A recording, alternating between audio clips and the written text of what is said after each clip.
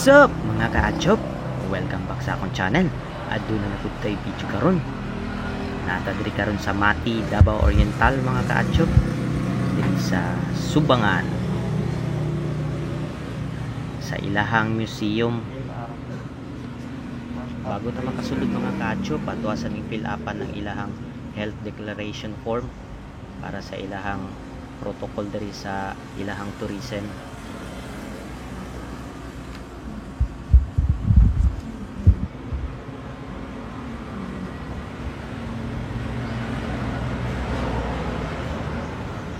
Sa isa day pa.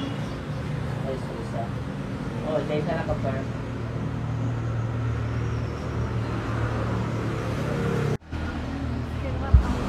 Nasarap. Thank you.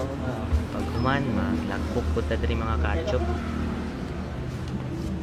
Salamat sir ha? Sir.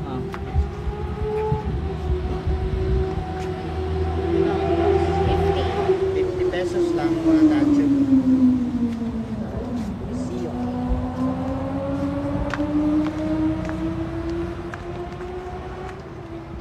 Alright mga ka-atchop, pasulod na ta diri sa ilahang museum. Katong bago pa lang sa akong channel mga ka-atchop, palihog kog like, comment, share ug subscribe ug pakipindot na lang pud sa notification bell aron updated mo sa akong umaabot nga mga videos. Daghang salamat. Tag 50 lang ilang entrance fee diri mga ka-atchop. Tapos makalaag na ta diri sa ilahang museum sa sulod.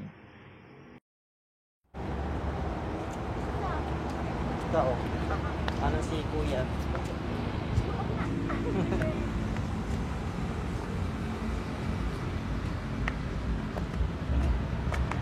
Ang down. May ticket. Ay, dali. Ay, ba na rin?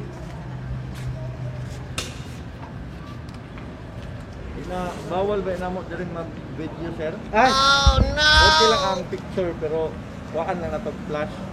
Okay. Gamayng trivia lang mga ka-atchop.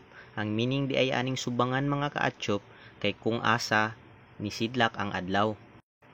Isa sa main attraction yun diri sa ilahang museum mga atchop kaning sperm whale, ang iyahang skeleton nga 53 feet kataas.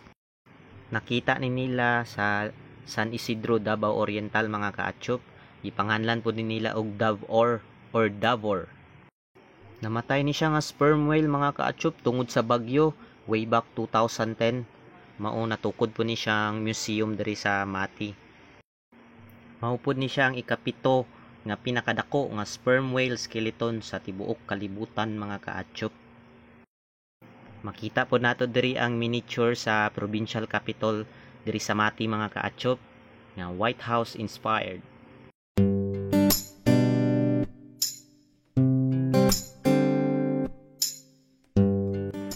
Kita po nato ang mga history sa atong mga igsuon nga mandaya ug kaagan mga ka-atchop.